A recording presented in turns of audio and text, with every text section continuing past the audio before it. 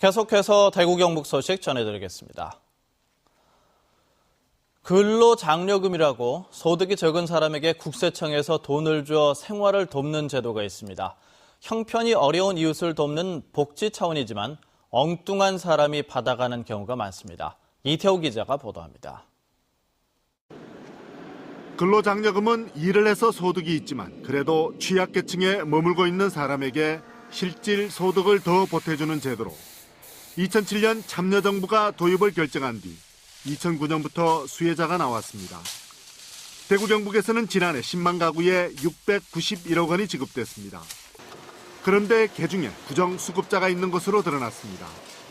지역에서 2012년에 근로장려금을 받아간 사람 가운데 3,100여 명을 표본으로 뽑아 조사했더니 480명, 15%가량이 부정수급자로 판명됐고 한 사람 평균 80만 원을 부정하게 타갔습니다. 전수조사는 아니지만 낌새가 있는 사람은 표본조사에 가급적 넣기 때문에 실제로는 그렇게 많지 않을 것이라는 게 국세청의 해명입니다. 본청에서 전수조사를 전체적으로 전산으로 돌려가지고 좀 혐의 유형이 있는 사람을 추출해서 그걸 이제 지방청에 시달하면 저희 세무서에서. 하지만 해마다 부정수급자로 판명된 사람이 늘고 있고 전체 수급자 가운데 차지하는 비율도 높아지고 있습니다. 근로장려금을 받을 만한 사람이 받지 못하거나 또는 부정한 방법으로 받아가는 사람이 없도록 사전 사후 관리가 더욱 필요해 보입니다. MBC 뉴스 이태호입니다. 보건복지부가 장기 요양기관에 대한 특별 현지 조사를 벌입니다. 복지부가 지자체, 국민건강보험공단과 함께 다음 달까지 하는 이번 조사에서는 종사자를 거짓 등록하거나 서비스를 제공한 일수와 시간을 늘려서 장기 요양 급여 비용을 청구한 경우가 있는지 등을 중점적으로 살펴봅니다. 인건비 횡령 등 회계 부정이 예상되는 기관은 기관 운영 전반을 조사하는데 불법 행위가 확인되면 수사 의뢰 등 법에 따라 엄중하게 조치될 예정입니다. 외교부는 지난 8일 대구에서 미군들이 음주 교통사고에 폭행까지 행사한 사건과 관련해서 사건이 발생한 직후 주한미군 지휘협정사무국에 우리 경찰의 초동 수사에 적극 협조할 것을 요청했다고 밝혔습니다. 외교부 당국자는 다음 달 수요일쯤 재조사가 이뤄질 것이라면서 상황을 예의주시하면서 필요할 경우 주한미국 대사관이나 주한미군에 문제 제기를 해나갈 것이라며 엄정하게 대처하겠다는 입장을 강조했습니다. 한국수력원자력 한울원자력본부가 오늘 오전 8시부터 한울원자력 1호기의 발전을 재개했습니다. 한수원은 10월 1일부터 40일 동안 95만 킬로와트급의 가압 경수료형인 한울원전 1호기에 계획 예방 정비를 벌였습니다. 한수원은 정비 기간에 고압 터빈을 교체하고 전원 없이 수소를 자동으로 제거하는 설비도 설치해 안전성을 강화했다고 밝혔습니다. 또 이번 검사에서 교체하기로 한 시험 성적서 확인 불가 43개 부품과 5개 위조 부품을 전량 교체했습니다. 프로축구 대구FC가 오늘 홈 경기에서 패해서 2부 리그로 강등될 위기에 처했습니다. 앞으로 남은 경기는 4게임, 대구FC의 발걸음이 더욱 무겁고 힘들어졌습니다. 윤영균 기자가 보도합니다. 지난주 대전에 패해 전체 14팀 가운데 13위로 밀려난 대구FC. 2부 리그 강등을 피하려면 오늘 전남과의 홈 경기는 반드시 승리가 필요했습니다. 감독은 경기 내내 자리에 앉지 못했고 쌀쌀한 날씨에도 불구하고 경기장을 찾은 팬들은 간절한 마음으로 응원했습니다. 슈팅 수도, 공 점유 시간도 더 많았지만 결정적인 한 방이 터지지 않았습니다. 후반 32분 전남의 프리킥 골을 허용했고 결국 0대1로 패하고 말았습니다. 또 선수들도 그만큼 준비를 해왔고 그렇지만 오늘은 3점 얻는데 실패를 했습니다. 하지만 아직까지 4경기 남아있고 끝까지 강등권에서 살아남기 위해서 선수들하고 합심해가지고 13위와 14위는 2부 리그로 바로 강등되고 12위를 하더라도 현 2부 리그 우승팀과 겨뤄 이겨야만 1부 리그에 살아남을 수 있는 상황. 그래서 오늘 경기를 졌기 때문에 또 어떻게 좀 나중에 결과가 좀 어두워질 수도 있는 그런 상황이 돼서 사실은 오늘 경기를 못 잡은 게 되게 아쉬운. 대구FC에게는 이제 단 4경기만 남아 있습니다. 특히 12위 강원이나 11위 경남과의 경기에서 패하면 1부 리그 잔류는 사실상 어렵게 됩니다. 수비 실점률을 일단 줄여나가야 됩니다. 그리고 골 득점력에 있어서는 제로톱 시스템을 쓰고 있지만은 제로톱에 있어서 중심에 누가 있는지를 만들어줘야만이 득점력이 살아날 수 있다고 보여집니다. 시민 구단인 대구FC가 2부 리그로 강등을 당할 경우 축구팬은 물론 대구 시민들에게 큰 치욕이 될 수밖에 없습니다. 창단 이후 최악의 위기 상황으로 내몰린 대구FC가 기적 같은 드라마를 보여줄 수 있을지 남은 4경기 결과에 눈과 귀가 쏠릴 것으로 보입니다. MBC 뉴스 윤영균입니다. 빗길에 미끄러진 택시가 횡단보도를 덮쳐서 행인 6명이 다쳤습니다. 어젯밤 11시 40분쯤 대구시 달서구 본동 한 아파트 단지 앞 도로에서 65살 차모 씨가 몰던 택시가 빗길에 미끄러지면서 횡단보도를 덮쳤습니다. 이 사고로 18살 김모근 등 수능시험을 마친 수험생 6명이 다쳐 병원으로 옮겨졌습니다. 경찰은 빗길에 미끄러지며 브레이크를 밟아야 하는데 가속기를 밟았다는 운전자의 진술을 토대로 정확한 사고 경위를 조사하고 있습니다. 화재가 잇따랐습니다. 오늘 새벽 3시 40분쯤 대구시 산격동 모 아파트 주차장에서 세워져 있던 27살 한모 씨의 승합차에서 원인이 밝혀지지 않은 불이 나 소방서 추산 350만 원의 피해를 냈습니다. 또 오늘 오후 5시 25분쯤 대구시 평리동 48살 백모 씨의 집에 형광등 연결 전선의 접촉 불량 때문으로 보이는 불이 나 가재 도구와 집 내부를 태워서 300만 원의 재산 피해가 났습니다.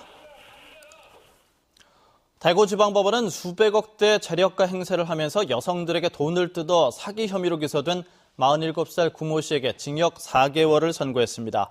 재판부는 사기 금액이 많지는 않지만 피해자가 큰 고통을 겪었고 사기 금액을 갚기 위해 아무런 노력도 하지 않고 있어 이같이 선고한다고 밝혔습니다. 구 씨는 자신이 시한부 삶을 살고 있는 300억 원대 재력가라면서 45살 김모 씨에게 접근해서 접대비와 차비 등의 명목으로 한 달간 1,100여만 원을 가로챈 혐의로 기소됐습니다. 꿀사과로 유명한 청송에서 사과 축제가 열리고 있습니다. 제철 사과를 맛보고 단풍도 즐기려는 관광객들이 몰리면서 축제장은 성황을 이루고 있습니다. 김건엽 기자입니다. 주황산 길목에 자리 잡은 사과 축제장이 인파로 북적입니다. 사과 조형물을 배경으로 사진을 찍고 부스마다 마련된 다양한 체험 프로그램을 즐깁니다. 깜짝 경매 사과 5kg짜리 10,000원부터 출발. 손을 드시고 5kg 35,000원짜리 사과 한 상자가 깜짝 경매를 통해 반값도 안 되는 값에 낙찰됐습니다. 아주 만족합니다. 이제 같이 나눠 먹으려고요. 저희 형제분들하고 이렇게 좀 택배로도 좀 붙여주고. 사과 홍보관에선 청송에서 재배되는 다양한 품종의 사과를 한눈에 볼 수 있고 사과를 활용한 다양한 요리도 맛볼 수 있습니다. 체험도 좋지만 사과는 역시 먹어야 제맛. 사과 빨리 먹기 경기에는 아이 어른은 물론 외국인 관광객들도 참여해 축제를 즐겼습니다. 너무 재밌고요. 청송사과 너무 맛있어요. 올해 청송 꿀사과는 4만 톤 이상 생산돼 풍작을 이뤘습니다. 지난주 서울에 이어 지역에서 다시 축제가 열렸습니다. 이곳에 오시면은 사과 맛도 보시고 각종 게임에도 참여하시고 또 주변에 주황산 주산지 절골 단풍구이도 하시면 아주 좋습니다. 청송 사과 축제는 주황산의 단풍과 함께 오는 월요일까지 계속됩니다. MBC 뉴스 김건엽입니다. 휴일인 오늘 경북 내륙 일부 지역에 한파주의보가 내려지는 등 초겨울 날씨가 이어졌습니다. 오늘 낮 최고 기온은 대구 14.5도를 비롯해 안동 11.7, 포항 15.3도 등을 기록했고 특히 대구의 경우는 아침 최저 기온보다 낮 최고 기온이 더 낮았습니다. 아침 최저 기온이 전날보다 10도 이상 떨어지면서 군위와 의성, 청송, 영양 등지에는 한파주의보가 내려져 있습니다. 내일은 기온이 더 떨어져서 아침 최저 기온이 대구 3도를 비롯해 경북은 영하 4도에서 영상 3도의 분포를 보일 것으로 예상됩니다. 대구 기상들은 이번 추위가 당분간 이어지다 목요일쯤 평년 기온을 회복할 것으로 내다보고 있습니다. 대구은행의 부실 채권 비율이 상대적으로 낮은 것으로 나타났습니다. 금융감독원이 조사한 국내 은행 부실 채권 현황에 따르면 대구은행의 부실 채권 비율은 1.24%로 국내 은행 평균 1.8%보다 낮았습니다. 대구은행은 9월 말 현재 총 여신 25조 7천억 원 가운데 부실 채권이 3천억 원으로 동양그룹이나 STX 등 최근에 대기업 부문 신규 부실이 많지 않았기 때문으로 분석됩니다. 최근 5년간 포스코의 시가총액 합계가 6% 감소한 것으로 나타났습니다. 기업 평가 사이트인 CEO 스코어가 2008년 말 글로벌 금융위기 이후 최근 5년간 국내 증시에 상장된 시가총액 1조 원 이상의 대기업 변화를 분석해 발표한 결과 포스코의 시가총액 합계는 35조 3천억 원에서 33조 2천억 원으로 6% 줄었습니다. 또 동국제강이 1조 원 클럽에서 탈락하는 등 철강업과 조선, 기계, 설비 등은 뒷걸음질 친 반면 자동차, 석유화학 등은 약진한 것으로 나타났습니다. 전국 최고 수준인 대구 한방산업 인프라와 우수한 경북의 문화자원이 중국 안방에 생생하게 전달돼 중국 의료관광객 유치에 탄력을 받을 것으로 기대됩니다. 대구 테크노파크에 따르면 지난 2일부터 사흘간 중국 광동성 1억 명의 인구가 시청하는 광저우 TV에서 방영 중인 프로그램 쾌락여행이 대구 수성구와 달성군, 청도군의 한방 의리와 휴양, 문화체험 등을 촬영해 다음 달 총 18회 방송될 예정입니다. 또 같은 기간 매주 48만 부 이상 배포되는 중국 주간지 남방 성병보에서도 동행 취재해 다음 달 한방 휴 산업에 대한 인프라를 특집으로 소개할 예정입니다.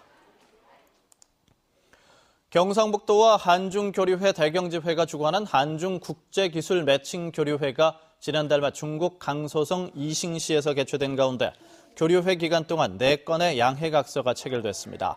양해각서 내용은 고속철도 패스 기술 사업과 휴즈 사업, 슈퍼 윤활유 촉매 기술 사업과 수소 발생기 사업 등입니다. 또 이번 행사에는 한중국제기술 이전센터 현판식도 열렸는데 중국의 생산 라인과 한국의 기술력이 결합해 수익금을 배분하는 합작 형태로 운영될 것으로 보입니다. 경북교육청이 관리하는 어린이 놀이시설의 안전검사 합격률이 전국에서 가장 높았습니다. 경북교육청에 따르면 교육부가 전국 유치원과 학교의 어린이 놀이시설을 점검한 결과 경북교육청이 관리하는 시설의 안전 합격률이 93.3%로 가장 높았습니다.